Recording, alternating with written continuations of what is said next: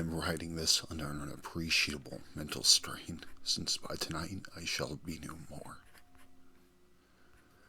Penniless and at the end of my supply of the drug which alone makes life endurable, I can bear the torture no longer and shall cast myself from this garret window into the squalid street below.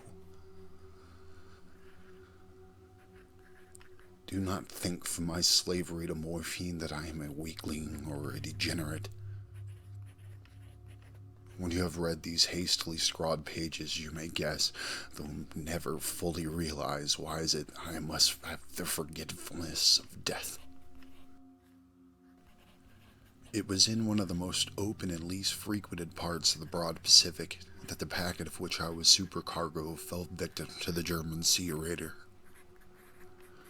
The Great War was then at its very beginning, and the ocean forces of the Hun had not completely sunk to their later degradation, so that our vessels was made a legitimate prize, whilst we of her crew were treated with all the fairness and consideration due us as naval prisoners.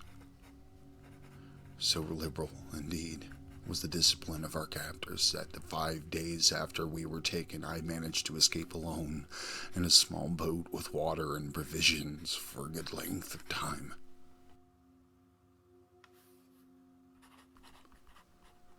When I finally found myself adrift and free, I had but little idea of my surroundings. Never a competent navigator, I guess I can only vaguely discern by the sun and stars that I was somewhat south of the equator. Of the longitude I knew nothing, and no island or coastline was in sight. The weather kept fair, and for some accounted days I drifted aimlessly beneath the scorching sun, waiting either for some passing ship or to be cast on the shores of some habitable land, but neither ship nor land appeared. Despair in my solitude, the heaving vastness of the unbroken blue. The change happened while I slept. Its details I shall never know, for my slumber, though troubled and dream-infested, was continuous. When I last awakened, I was to discover myself half sucked into a slimy expanse of hellish black mire which extended about me in monotonous undulations as far as I could see, and with which my boat lay grounded some distance away. Though one might well imagine that my first sensation would be of wonder at so prodigious and an unexpected transformation of scenery, I was in reality more horrified than astonished. And in the rotting soil a sinister quality which chilled me to the very core.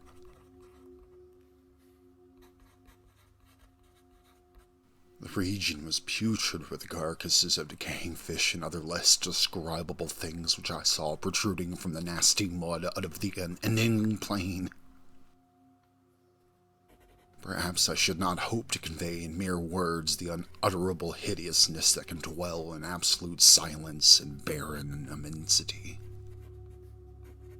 There was nothing within hearing, and nothing within sight save a vast reach of black slime, yet the very completeness of the stillness and the hegemony of the landscape oppressed me with a nauseating fear.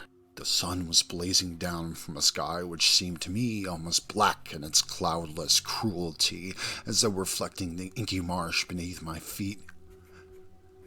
As I crawled into the stranded boat, I realized that the only one theory that could explain my position, through some unprecedented volcanic upheaval, a portion of the ocean floor must have been thrown to the surface, exposing the regions for innumerable millions of years had lain hidden under unfathomable watery depths. So great was the extent of the new land which had risen beneath me that I could not detect the faintest noise of the surging oceans.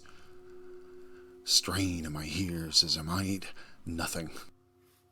Nor were there any sea fowl to prey upon the dead things that laid there.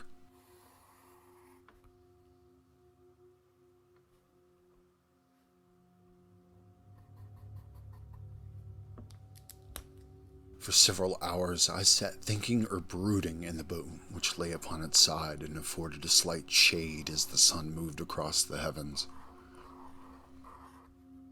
As the day progressed, the ground lost some of its stickiness and seemed likely to dry sufficiently for traveling purposes in a short time.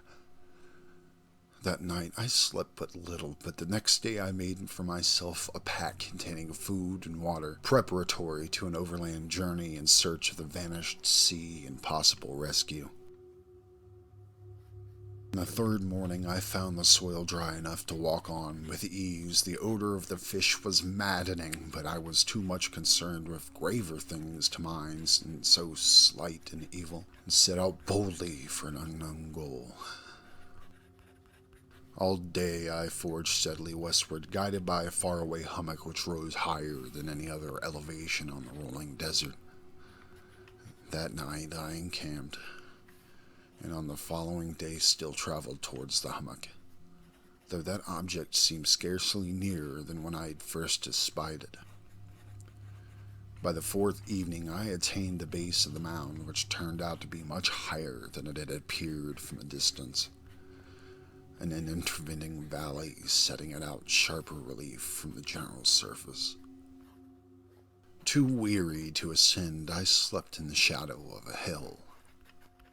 I know not why my dreams were so wild that night, but ere the waning and fantastically gibbous moon that had risen far above the eastern plain, I was awake in cold sweat, determined to sleep no more. Such visions as I had experienced were too much for me to endure again, and in the glow of the moon I saw how unwise I had been to travel by day. Without the glare of the parching sun, my journey must have cost me less energy. Indeed, I now felt quite able to perform the ascent which had to deter me at sunset. Picking up my pack, I started for the crest of the eminence. I have said that the unbroken monotony of the rolling plain was a source of vague horror to me, but I think my horror was greater when I had gained the summit of that mountain and looked down at the other side into an immeasurable pit or canyon whose black recesses the moon had not yet soared high enough to illuminate. I felt myself on the edge of the world, peering over the rim into a fathomless chaos of eternal night. Though my terror ran curious reminiscences of Paradise Lost and of Satan's hideous climb through the unfashioned realms of darkness. As the moon climbed higher in the sky, I began to see that the slopes of the valley were not quite so perpendicular as I had imagined.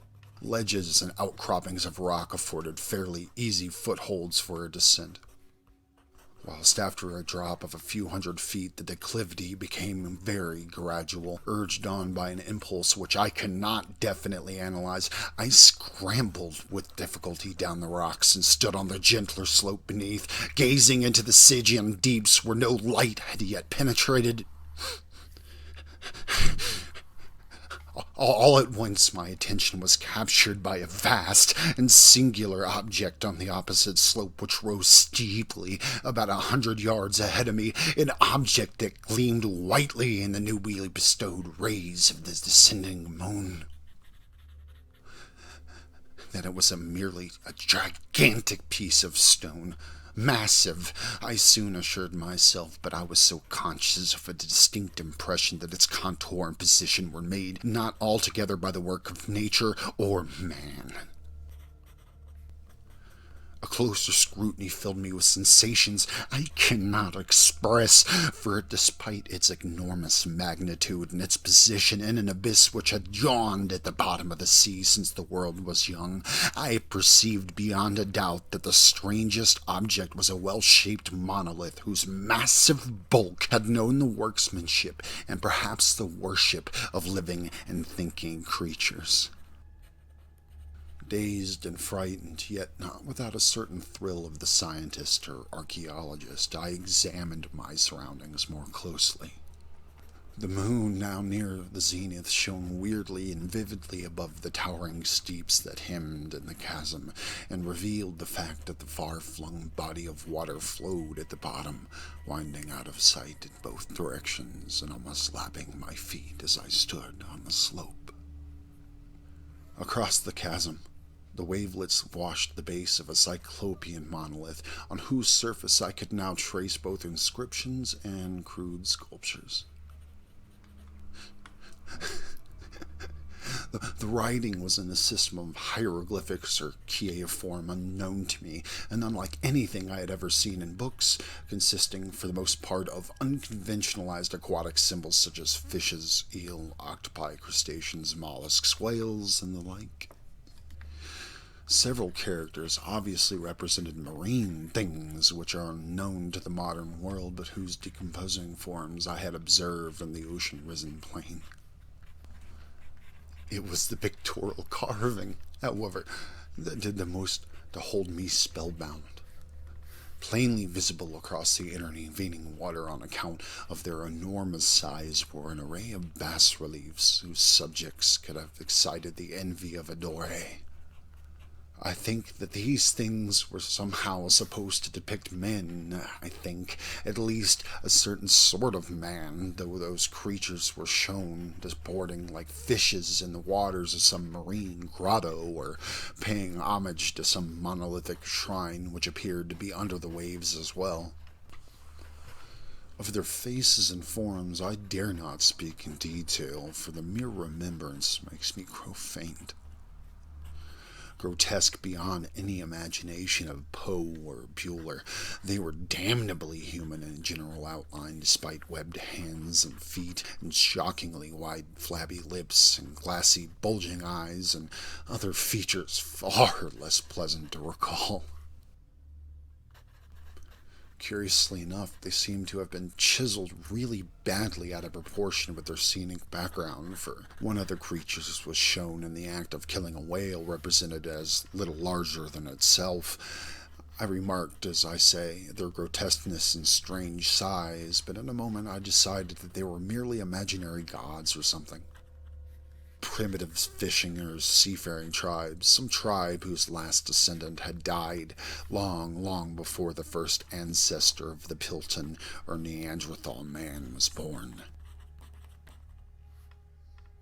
Awestruck at this unexpected glimpse into a past beyond the conception of the most daring anthropologist, I stood musing whilst the moon cast queer reflections on the silent channel before me. Then suddenly, I saw it. With only a slight churning to mark its rise to the surface, the thing slid into a view above the dark waters, vast, Polyphemus-like and loathsome. It darted like a stupendous monster of nightmares to the monolith, which out it had flung its gigantic scaly arms, and while bestowed its hideous head and gave vent to certain measured sounds, I think I went mad then. Of my frantic ascent off the slope and cliff, and of my delirious journey back to the stranded boat, I remember little.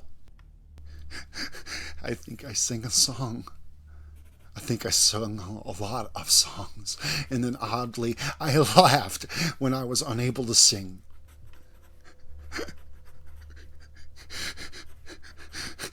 I have distinct recollections of a great storm after some time, after I reached the boat.